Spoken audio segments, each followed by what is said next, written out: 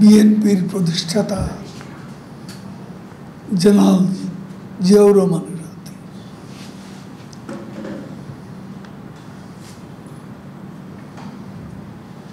জিয়াউর রহমানের সময় শুধু আমাদের মাহফুজ বাবু মহানগর ছাত্রলীগের এবং চট্টগ্রামের মৌলভী সৈয়দ ৩,০০০-এরও বেশি রাজনৈতিক কর্মীকে তাদের অধিকাংশ আওয়ামী লীগের খুন করেছে, গুম করেছে। তো সেটা কি তারা ভুলে গেছেন? সেটা তারা ভুলে গেছেন।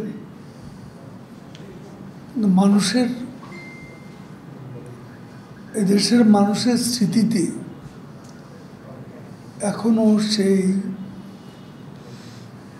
হত্যা গুমের রোমহর্ষক কাহিনী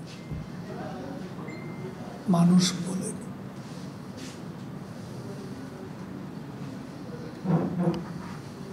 ৬২,০০০ নেতাকর্মী আওয়ামী লীগ সহ বিরোধী দলের কিছু তাদের আমলে কারাগারে ছিল।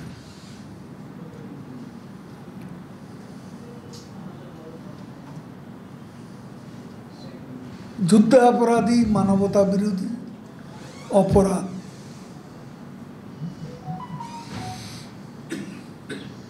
$11,০০০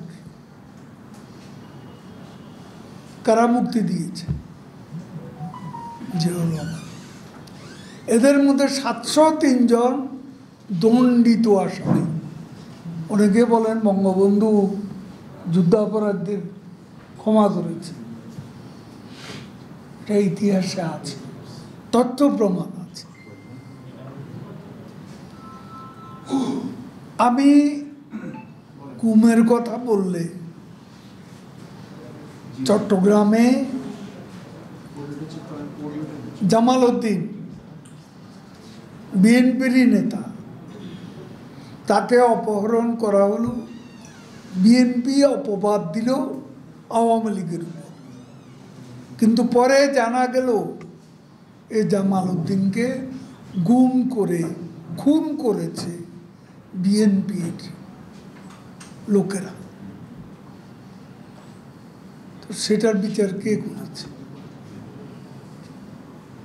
কারা বিচার করেছে? কে বিচার করেছে? আজকে বেনজিরের সাবেক আইজিপি তার কথা বলা হয়, কিন্তু দুদক স্বাধীন তদন্ত করে বের করছে। এই স্বাধীনতা শেখ হাসিনার সরকার দুদককে দিয়েছে। তার সম্পদের, অবৈধ সম্পদের বিষয়ে এখন তদন্ত হচ্ছে এবং আরও তদন্ত হবে, এ কথা দুদক সূত্রে জানা গেছে। তারা এই স্বাধীনতা পেয়েছে, তদন্ত হচ্ছে মানে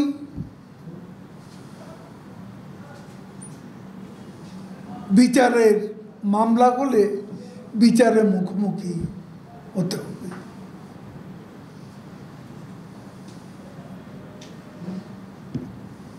কোনো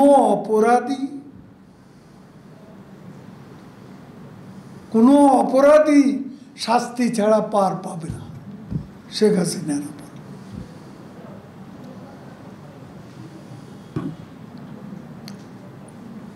তারপরে যিনি সেনাবাহিনীর প্রধান, তিনিও যদি অপরাধী হন তার বিরুদ্ধেও তদন্ত করতে দুদকের কোনো বাধা নেই। দুর্নীতি দমন কমিশন তদন্ত করতে পারে। অপরাধী হলে অপরাধের জন্য শাস্তি পেতে তিনি যেই হন।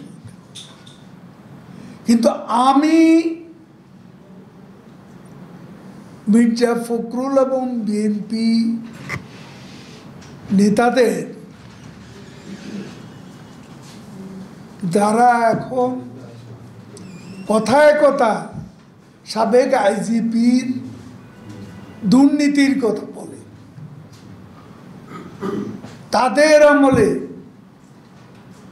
আশরাফুল হুদা আইজিপি কে করেছে তার বিচার? বিএনপি আমলে কি তার বিচার হয়েছে? তারপর রকিবুল হুদা চট্টগ্রামে শেখ হাসিনার প্রাণনাশের সঙ্গে জড়িত, এই রকিবুল হুদার বিচার কি হয়েছে? তারপরে কোহিনূর এসপি, কোহিনূরকে তখন বলা হতো ভিআইপি এসপি। এ কোহিনূরের হাতে কত রাজনৈতিক কর্মী নির্যাতিত হয়েছে। অন্তঃসত্ত্বা নারী পর্যন্ত রাজপথে মিছিল করতে গিয়ে কোহিনূরের নির্যাতনের শিকার হয়েছে। এই কোহিনূরের দুর্নীতি নিয়ে এই ঢাকা শহরের লোকের মুখে মুখে তার দুর্নীতির বিষয় কে বিচার করেছে? এই কোহিনূরের বিচার কি হয়েছে? আশরাফুল হুদা, রকিবুল হুদার বিচার কি হয়েছে? তাদের আমলে তারা যেসব তাদের যে নেতারা দুর্নীতি করেছে, হাওয়া ভবনের দুর্নীতি, এগুলোর বিচার কি তারা কোনোদিন করবে? তাদের এইসব অপরাধের বিচার কি তারা করেছে? প্রধানমন্ত্রী শেখ হাসিনাই এদেশে ৭৫ পরবর্তীকালের একমাত্র রাজনীতিক, ক্ষমতাসীন রাজনীতিক যিনি অপরাধীকে অপরাধী হিসাবে দেখেন। দলের লোকও ক্ষমা নেই যদি অপরাধ অপকর্ম করে থাকে, সেটা তিনি এ পর্যন্ত প্রমাণ করেছে। বেনজিরের বাড়ি তো টুঙ্গিপাড়ায়, সেই সূত্র তো অনেকে ভাবতে পারে যে ক্ষমা পাবেন। অপরাধীর ক্ষমা নেই, এটা শেখ হাসিনা প্রমাণ করেছেন। ওই যে বুয়েটের আবরার হত্যাকাণ্ডের সঙ্গে যারাই জড়িত তারা তো ছাত্রলীগের কর্মী, রেহাই পেয়েছে। কাউকে কি রেহাই দেওয়া হয়েছে? ছাড় দেওয়া হয়েছে?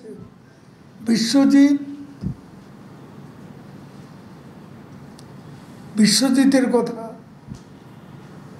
সবার মনে আছে। এখন বিএনপি নিজেদের অপরাধকে ঢাকার জন্য আজকে অপপ্রচার করছে এবং অপরাধীদের ক্ষমা করেছে। অপরাধীদের কোনোদিন কোনো শাস্তি পেতে হয়। আজকে তারা বলে তারেক জিয়াকে দেশে এনে কিভাবে শাস্তি দিবে? শাস্তি তো তিনি পেয়ে গেছেন।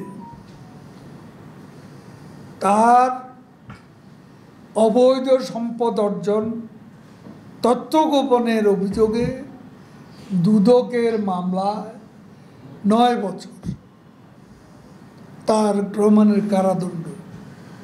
সিঙ্গাপুরে অর্থ পাচার, সে টাকা তো কিছু বাংলাদেশ পেয়েছে, ফিরে পেয়েছে। সে অর্থ পাচারের মামলায় তারেক রহমানের 7 বছরের কারাদণ্ড, 20 কোটি টাকা জরিমানা। 2018 সালে জিয়া অরফেনেজ ট্রাস্ট দুর্নীতির মামলায় তার দণ্ড হয় 10 বছর। 2018 সালে 21শে আগস্ট গ্রেনেড হামলা মামলার রায়। গ্রেনেড হামলার ঘটনা থেকে উদ্ভূত হত্যা মামলায় তারেক রহমানকে যাবজ্জীবন কারাদণ্ড দেওয়া হয়। তো এগুলো তো শাস্তির বাস্তবায়নটা করতে হবে। শাস্তি কার্যকর করার জন্য তাকে দেশে ফিরিয়ে, অথচ তারা বয়কট করার পরও 42% প্লাস ভোটার টার্ন আউট ছিল। তো বিএনপি বয়কট করে নির্বাচন ঠেকাতে পারেনি, জনগণের অংশগ্রহণও ঠেকাতে পারেনি। আজকে বিশ্বের, এমনকি আমেরিকার প্রেসিডেন্ট প্রধানমন্ত্রী শেখ হাসিনাকে চিঠি লিখে একসঙ্গে কাজ করার অঙ্গীকার ইউরোপীয় ইউনিয়নভুক্ত দেশগুলো। বিশ্বে প্রায় 80 থেকে 90টা দেশ। সরকারের বিচার করার সৎসাহস আছে। সরকার তাদেরকে ইমিউনিটি দিচ্ছে না। অপরাধী যে কোনো লোক হতে পারে 17 কোটি মানুষের দেশে। কিন্তু প্রশ্নটা হচ্ছে, সরকার তাদের অপরাধকে অস্বীকার করে তাদেরকে পার পেয়ে যাওয়ার সুযোগ করে দিচ্ছে কিনা। সেই সুযোগ প্রধানমন্ত্রী শেখ হাসিনার আমলে পাওয়ার, সেই সুযোগ পাওয়ার কোনো সুযোগ। আমরা 2019 সালে দেখেছি যে দুর্নীতির বিরুদ্ধে আপনারা একেবারে সোচ্চারে বিভিন্ন অভিযান পরিচালনা করেছিলেন। এখন আবারও একই যে একটা যে বিন্দিরামের ঘটনা আসার পরে আমি একটা কথা বলি, সাংবাদিক বন্ধু, এখন 3বার সংসদ সদস্য নির্বাচিত হবার পর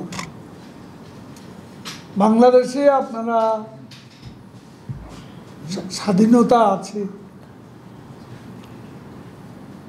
পত্রিকা খুললেই মনে হয় যেন আমরা নেই কোনো পত্রিকা। তো আপনারা কেউ কি তার চোরাচালানের কোনো তথ্য দিতে পেরেছে? এতদিন বেনজির আহমদ বাংলাদেশের আইজিপি, কই বেনজিরের যে দুর্নীতি করেছে সে তথ্যটি কি আপনারা কেউ দিতে পেরেছে? সরকার এটা জেনেই দুদক তদন্ত করছে এবং অপরাধ অনুযায়ী যে কেউ শাস্তি পেতে। আচ্ছা ঠিক আছে, তদন্ত তো শুরু হয়েছে, তদন্ত তো করতেছে। সে নিরপরাধ এটা তো বলে তাকে পার পেয়ে যেতে সাহায্য করে। এখন প্রশ্ন হচ্ছে যে মানে যেহেতু পরপর কয়েকটা দুর্নীতি বা বড় ধরনের দুর্নীতির কথাগুলো এসেছে, প্রশ্নটা হচ্ছে যে সরকার অতীতের মতো যেটা 2019 সালের দিকে করেছিল সরকার, সারা দেশে ক্যাসিনোর বিরুদ্ধে যখন অভিযোগ আসছিল, মাদকের বিরুদ্ধে যখন অভিযোগ আসছিল, প্রধানমন্ত্রী নিজেই নির্বাচনের আগে 18 নির্বাচনের আগে মাদকের বিরুদ্ধে এক প্রকারের যুদ্ধ ঘোষণা করেছিলেন সারা দেশে। আপনারা আপনাদের নির্বাচনী ইশতেহারও আছে দুর্নীতিকে জিরো টলারেন্সে নিয়ে আসা, সেই জায়গা থেকে যে সারা বাংলাদেশের দুর্নীতির বিরুদ্ধে সরকার কোনো ক্র্যাশ প্রোগ্রামে যাবে কিনা? দুর্নীতির ব্যাপারে জিরো টলারেন্স শেখ হাসিনা সরকার এটা নতুন করে শূন্য সহিষ্ণুতার বিষয়টি আসে। দুর্নীতির ব্যাপারে সরকার প্রধান আপোষহীন। তিনি সারা দুনিয়া একজন সৎ প্রধানমন্ত্রী হিসেবে পরিচিত এবং বাংলাদেশে শেখ হাসিনার জনপ্রিয়তার মূলে তার সততা এবং পরিশ্রমী মূলত, এখানে অন্য কোনো রস। কাজেই আমরা দুর্নীতির বিরুদ্ধে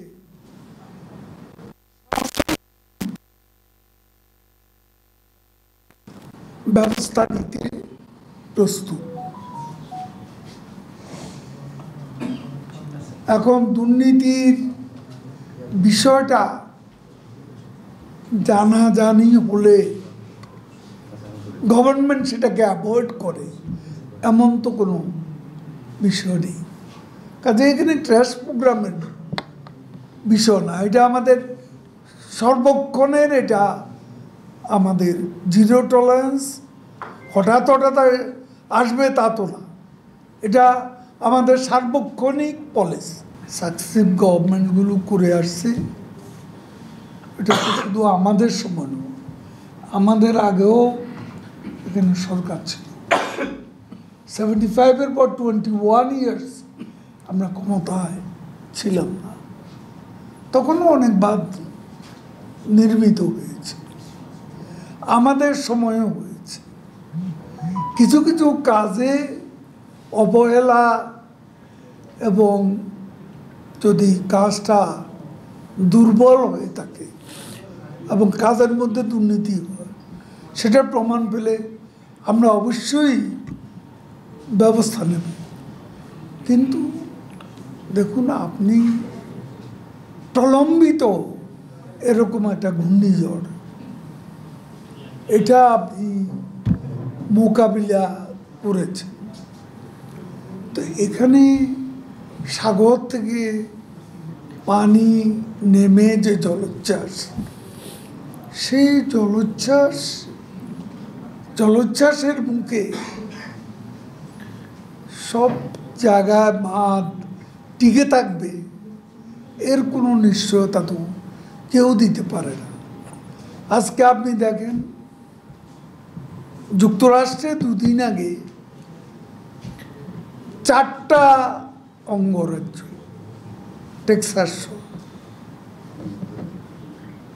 টেক্সাস সহ ওকলাহোমা, 4টা অঙ্গরাজ্যে আপনি যে চিত্রটা, যে দৃশ্যপট, মানে ট্রেইল অফ ডিভাস্টেশন। তো এটা কি আসলে ইচ্ছে করলে রোকা যায়? ক্লাইমেট চেঞ্জের কারণে এখন জলোচ্ছ্বাসের মাত্রাও বাড়ছে, ঝড়ের গতিও বাড়ছে, প্রচণ্ডতাও বাড়ছে, এ কথা সত্য। It is because of climate change, impact of climate change. Kader ভাই, আমরা দেখেছি যে রিমালে ব্যাপক ক্ষয়ক্ষতি হয়েছে। 18 জেলায় প্রায় 19 জেলায় প্রায় 38 লাখ মানুষ ক্ষতিগ্রস্ত হয়েছে, এখনো প্রায় কোটি মানুষ বিদ্যুৎহীন। আমার প্রশ্নটি অন্য জায়গায়, যে প্রধানমন্ত্রী আমরা যতটুকু জানি, যে যতটুকু জানতে পেরেছি, আগামী পরশুদিন হয়তো তিনি উপকূলবর্তী, হয়তো না তিনি যাবেন, কোন জায়গায় যাবে এবং কখন যাবে আমি টাইমটা ঠিক বলতে পারছি না, তবে প্রথম দিনই পটুয়াখালী যাবেন। এরপরে কি খুলনার দিকে যেতে পারে নাকি পটুয়াখালী? সম্ভাবনা আছে প্রথম পটুয়াখালী, প্রথম দিন ওই সাইড। পরশুদিন সম্ভবত। কেন যেসব জেলা যেসব উপজেলা খুবই ক্ষতিগ্রস্ত, ইলেকশন করার পরিবেশ নেই, সেগুলো তো ইলেকশন হচ্ছে না। 90টা হচ্ছে, 19টা হচ্ছে না, ঠিক কিনা? হ্যাঁ, তারও 3টা বন্ধ হয়েছে। নতুন করে যুক্ত হয়েছে কাজেই। আর ইলেকশন এটা ডিসিদের উপরে দায়িত্ব, সেখানে ইলেকশন করার উপযুক্ত পরিবেশ আছে কিনা। নির্বাচন কমিশনকে যদি রিপোর্ট সুযোগ দেয় তাহলে তো ইলেকশন হতে কোনো অসুবিধা নেই।